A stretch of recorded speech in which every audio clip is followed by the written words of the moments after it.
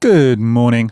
Now, I've already made a couple of videos talking about why you might want to buy an Xbox One or a PlayStation 4, but today I want to discuss the Switch. Now, it's pretty clear to anyone who's been paying attention that the Switch has been a resounding success, despite naysayers like myself. And, I was someone who was rather skeptical about the Switch early on, but it has been very attractive to a lot of people. And when I say that I actually own 3 of the things, you might start to get some idea as to why it's been so popular, when even people who've been complaining about certain aspects of the device seem to own quite a few of them. And one of the reasons why it's so popular, I think, is that it's a hybrid machine. And I actually underestimated that in the first place. And now I'm starting to realize that actually that's made it very, very attractive to a lot of people.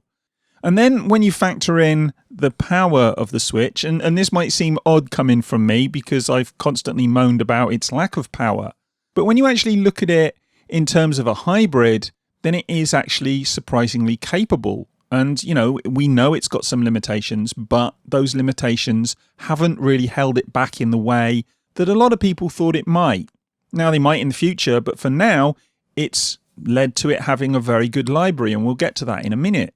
The other thing I can mention is, and this is something that, some people might think this is a bit odd, but it is a cute device. It's a nice device to own. It's a nice device to have in your hand, especially the LIte. I have to say, I really enjoy the LIte and I like having it in my hand.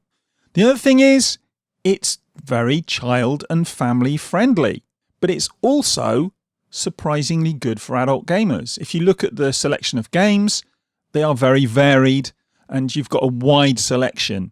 So that's really good for anybody, whether you're a kid who wants to play Mario games or whether you want to play something that's more adult based like Wolfenstein. The Pro controller's great. I would say it's not as good as the Xbox controller and maybe lags some way behind the PlayStation 4 controller as well, but it's marginal. And when you pick it up and you play with it, it is really good. Now, I'm someone who's actually got devices to use the Xbox One controller with the Switch. And I do enjoy using the Xbox One controller with the Switch, specifically the Elite controller. But the reality is that most of the time, I just go back to the Pro controller. And that's because it's convenient and it just works. So, the controller is actually really good. The Joy-Cons, not so much. I think they're a compromise solution, and, well, it's a solution to a problem that most of us thought we didn't have. And obviously that comes about as a result of it being a hybrid console. We didn't realize we wanted a hybrid console, and Nintendo have had to go about coming up with a way of making that work. So they are a compromise, but they do work well when they're attached to the Switch. And while I hate them as standalone controllers, they're fine as motion controllers as well. So the actual form factor and the hardware of the Switch is very good for what it does. And that brings me to something that Nintendo do that their competitors simply can't match. And that's their craziness. We talk about the Joy-Cons.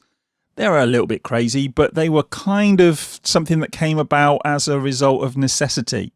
But some of the other things Nintendo do aren't. And they've had a history of this throughout, their many years of making game consoles, and even back before that. They do weird things. And as I say, that can sometimes be a negative aspect of the company because they're almost single-minded in their desire to do things differently. But it does result in things like Labo. I've been critical of Labo, but the fact is, the world's a better place for having stupid things like that in it. And they are a lot of fun, especially for the family and with kids. And I recently got hold of the Ring Fit Adventure. We've been playing it as a family. We've only had like a couple of hours, I think, maybe 3 hours playing on it. But it was immense fun. It did nearly kill me, I have to say. But it was a lot of fun. If you're someone who has problems with exercise or you're not very fit, you might find that the game is rather more difficult than you might have expected. But yeah, it is a lot of fun. And I do think Nintendo do this kind of thing very well. And it makes people smile. And at the end of the day, that's why we play games, isn't it? We want to smile. And Nintendo, more than any of the other companies, is good at making us smile. And that's something that can be said more generally about Nintendo games as well. The selection of the games when the Switch first appeared wasn't exactly stellar. I mean, we had Zelda, but you'd be hard-pressed to say that about the system now.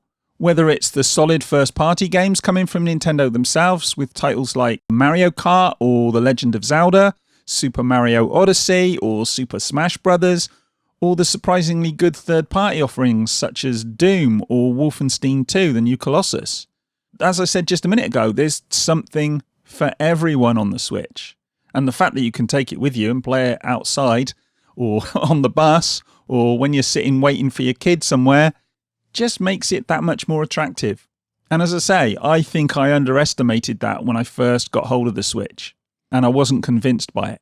The more you spend time with the Switch and the more you see people playing the Switch, the more you realise that that is something that makes it attractive.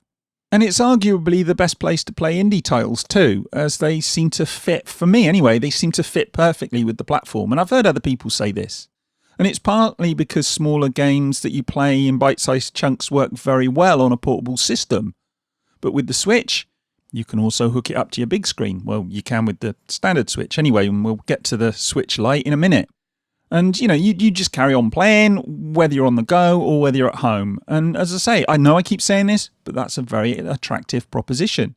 And it is quite a liberating experience as well. And as I say, for me, when I take my kid out somewhere and he's off doing a class or whatever, he might be doing his drumming, I can sit there and I can play Fast RMX or something like that while I wait in the car. Obviously, though, it's not perfect. And as with the other two consoles, there are downsides. While the power is good for a portable, it's less so for a home console. And there are also some issues as regards storage capacity, with some games requiring an SD card just in order for them to be able to be played because they need a large download. And the download that they need exceeds the capacity of the internal storage. But while that's an irritation, it normally isn't a deal breaker. I mean, if you're strapped for cash, it could be. But I would just suggest if you buy a Switch, go out and buy a large SD card at the same time. And hopefully you can get something in the sales. By far the biggest issue with the Switch, though, is it's online. And let's be honest, that's way behind anything that Sony or Microsoft are offering. The voice chat as well is a total pain to use, so frankly I don't. And there are no trophies or gamer points. You get those on the PlayStation, you get them on the Xbox, you even get them on mobile phones these days. So why it's not on the Switch, I don't know. But again, that's not really a deal breaker, and a lot of people couldn't care less about that. The other thing, with the next generation rapidly approaching, the Switch could become less attractive due to its lack of power. It's a weird one here, because on the one hand I'm saying it's got good power, on the other hand I'm saying it hasn't got enough power. But as I say, that's to do with the fact that it's a portable and a home console. So Nintendo have those problems and those issues to overcome. I'm actually not sure that the arrival of the PS5 and the next Xbox are going to have a major impact on the Switch, though. I do think the Switch has its own niche. And, the fact that it has portability does make it unique, and that will insulate it somewhat. In fact, I would actually say that the biggest challenge to the Switch would probably come from the mobile market, which seems to be growing massively, with more phones coming online that are able to be used as gaming machines. So that's going to be something that's going to be interesting to watch over the next couple of years and, moving forward beyond that as well. We do have rumours of a Switch Pro coming, though, and that could extend its lifespan even longer. And, as I said with the Xbox, if you're buying games now, there's a really good chance that those games are going to work moving forward onto, say, a Switch Pro. In fact, I would say they are going to work with a Switch Pro. So if you buy a Switch now and you build up a decent library of Switch games, if and when the Switch Pro comes along, those games are still going to work. So it's a good investment. And I think the Switch will be going for some considerable time yet. I think it'll go well into the next generation in one form or another. But whether there's a Switch Pro or not, I honestly don't think that the Switch has to worry too much about the upcoming consoles. I think it appeals to a different audience, or at least, an adjacent audience or market, if you like, in the sense that people with the Xbox, PlayStations, or even a gaming PC will look to having a Switch as well as those systems. And, I know some people only have a Switch, but certainly a lot of PC gamers have a Switch as a second system. So I think, again, it's quite insulated against the upcoming consoles. And the fact that it also makes a perfect console for kids means that it appeals to a far broader audience. And this also means that the Switch will continue to be developed for some time, both by Nintendo and by third-party developers. And specifically by indie developers. I think they love the platform. It seems like a perfect platform for indie development. And that makes it a great investment if you're looking for a family console or if you're an avid gamer looking to game on the go. But as with the Xbox and the PlayStation, there are more than one version of the Switch. So which Switch should you buy? Well, I actually think that's more of an interesting question with the Switch because you're almost talking about two different propositions. There are currently 3 versions of the Switch. There's the original Switch, the Switch LIte, and the new revision of the original Switch with increased battery life. The original Switch has been replaced by the newer version, so unless you can pick up the original one really cheap, I would suggest you go looking for the newer version of the Switch. It's got an all-red box. So keep your eyes open for that and go for the newer one if you can, especially if they're going for the same price. Compared to the Switch LIte though, the original Switch, the dockable version if you like, is by far the most versatile of the 2 variants, allowing you to use it both on the go and attached to a TV via the included dock. So if you are looking to have a family console that you can play sat at your TV, then the original Switch is the Switch to buy, if you see what I mean. It currently retails for around about £300, but you can get it for a little less if you shop around. I've seen it go down to around about £279. But the reality is their prices tend to stay around about the 300 mark. So if you can get it under 300, then you're doing okay. As for the Switch LIte though, it's actually more of a tempting proposition than you might think. The reality is that I tend to use my Switch almost exclusively on the go. And if that's the same for you, or if you already have an original Switch, the Switch LIte might be the better option. It's smaller, lighter, and the slightly smaller screen is also a little bit crisper than the screen on the original Switch, just because of the fact it's slightly smaller. As a portable, it's actually the better of the 2 devices, I would say. It's also cheaper. It retails around about 200 quid, but it can also be picked up for, again, it doesn't get dropped a lot, but you can pick it up for around about 179. So if you can get it for 179, then that's the price you want to pay. If you can get it cheaper than that, then so much the better. It is a pretty big saving over the original Switch. 279 to 179, that's 100 quid difference. 200 to 300, still 100 quid difference. So if you are a little bit strapped for cash and you're looking to buy a Switch, again, the Switch LIte might be the console to go for. Obviously, if you are thinking that at any point you might want to plug it into your telly, then the Switch LIte is out of the question. But yeah, don't dismiss it. It's a great little console.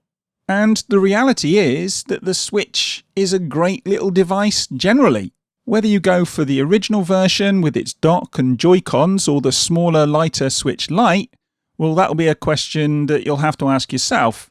But personally, I'd definitely buy one of them. And I buy 3 of them because I have. I know I keep saying it, but it's a great little console. I know I had my misgivings about the device when it first came out and before it came out, but some of those misgivings have been dismissed over the years. There's more games than I expected, especially from the third party. The Nintendo first party games are always quality, for the most part. I mean, there are some exceptions, but they're generally quality. and it does have a good library now. So yeah, I would suggest get yourself a Switch. And even if you have an Xbox or a PlayStation or a PC, especially if you have a PC, get yourself a Switch. I don't think you'll be disappointed. And, you know, if you ask anyone who owns a Switch, most of them, there are exceptions again, but most of them love the thing. And that says pretty much all you need to know. But, you know, if any of you have a Switch or you're thinking of getting a Switch, let me know what you think. Do you think the Switch is a good device? Would you get a Switch Lite, or would you get the standard Switch? Or would you not get a Switch at all? And I am going to go and get myself a cup of tea and maybe play my Switch. I'll speak to you in the next one. Bye.